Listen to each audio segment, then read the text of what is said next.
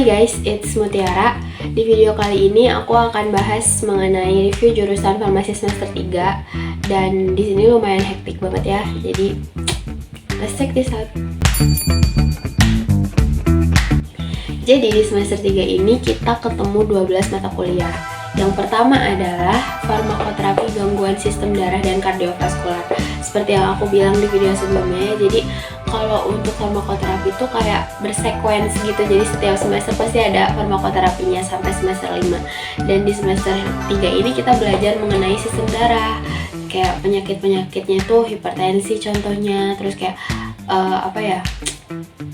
kayak stroke yang kayak gitu-gitu. Jadi yang berhubungan dengan sistem darah gitu. Yang kedua ada farmasi bahari. Ini menurut aku matkul yang sangat-sangat mind blowing karena kayak si farmasi bahari itu kita belajar gimana caranya kayak dapat metabolit lah ya dari bahan alam yang ada di laut gitu. Jadi kayak ekstraksinya kayak gimana, dan soalnya lumayan susah juga. Di sini tuh aku sama Ibu Hesti dosennya, dan kayak bener-bener banyak banget hafalannya. Kita bikin buku gitu tugasnya, dan pas UTS UASnya isai kayak oh my god itu banyak banget guys. Ada piaganya juga sih, tapi nice.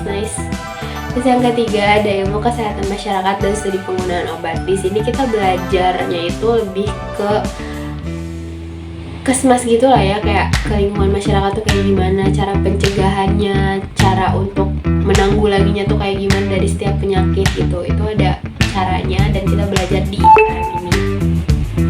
Selanjutnya ada mikrobiologi farmasi. Ini bener-bener kayak oh my god susah banget guys. Menurutku semua hal yang berkaitan dengan mikrobiologi, imunologi yang kayak kelompok ilmunya tuh mengarah ke bioteknologi, itu tuh semua susah karena kayak gak suka gitu belajar yang kayak gitu-gitu tuh.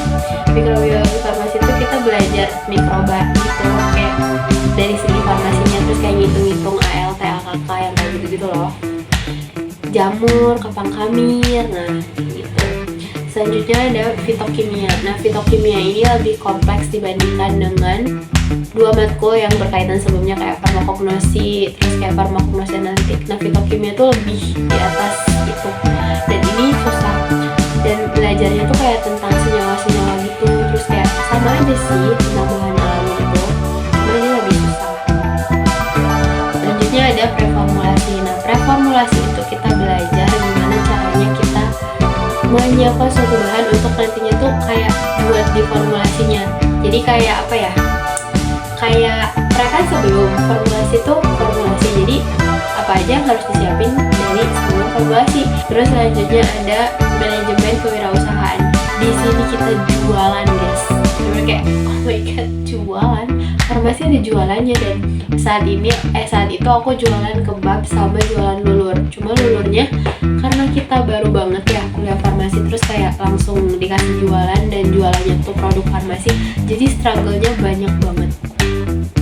Yang berhasil di sini tuh lebih ke kebabnya gitu. Jadi kayak kita balik modal itu tuh dari kebab, dan uangnya tuh dari kampus, dan kita harus balikin ke kampus gitu loh sistemnya. Selanjutnya ada statistika farmasi. Ini mata kuliah yang paling gak aku suka karena hitung-hitungan, terus kayak statistik gitu aku gak ngerti, gak paham. Jadi kayak udah ya, kayak uji ANOVA yang kayak gitu loh.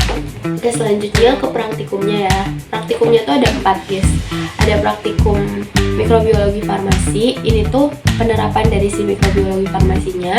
Terus ada praktikum fitokimia, ini juga penerapan dari mata kuliah fitokimia. Terus yang ketiga tuh ada praktikum farmasi fisika, ini juga penerapan dari farmasi fisika tapi di semester 2. Kan di semester 2 tuh kita ada mata kuliah farmasi fisika kan. Nah, terus praktikumnya tuh baru ada di semester 3. Yang keempat ada praktikum manajemen dan kewirausahaan. Itu tuh tadi jualan. Jadi bener-bener jualan gitu secara online dan offline, dan kita harus ngebalikin dana yang dikasih kampus untuk modal jualan, harus balik gitu ke kampus lagi gitu.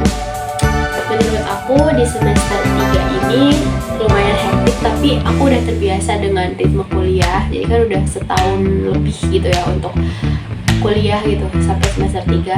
Dan di sini aku dapet IP semester yang sangat bagus, kayak bener-bener meningkat dari tahun sebelumnya, yaitu 3,95. Jadi ini besar banget sih menurut aku, dan IP semester terbesar tuh ada di semester 3,95, dan itu cara ngedapetinnya adalah kita harus pinter bagi waktu. As always aku akan saranin ke kalian harus pinter manage waktu, karena kuliah itu bener-bener sibuk, apalagi ini praktikumnya ada 4 sambil jualan, bayangin. Jadi kayak oh my god, itu susah banget guys. Tapi overall aku bisa melewati itu dengan memanage waktu dengan baik dan kerjain tugas secepat mungkin, jangan ditunda. Di semester 3 ini juga aku udah mulai ngambil organisasi, jadi aku ikut organisasi lembaga dakwah kampus, dan itu sangat-sangat mengubah hidup aku, kayak gimana ya, sampai akhirnya nanti aku jadi ketua di organisasi itu. Oke, mungkin segitu dulu aja buat video kali ini. Nanti next aku bakal cerita deh kayaknya gimana aku bisa jadi ketua LDKI Bluesina, dan itu adalah salah satu pengalaman leadership terbaik aku, dimana aku memimpin gitu ya, kayak memimpin, terus anggota-anggota aku juga baik-baik di situ, dan ternyata itu dimulai dari semester 3 aku join LDK kayak gitu. Mungkin sekian video kali ini, maaf kalau misalkan kurang rinci karena jujur li aku lagi sakit guys, aku lagi sakit batuk pilek, dan ini juga lumayan bindeng suaranya, jadi nggak bisa ngomong terlalu banyak.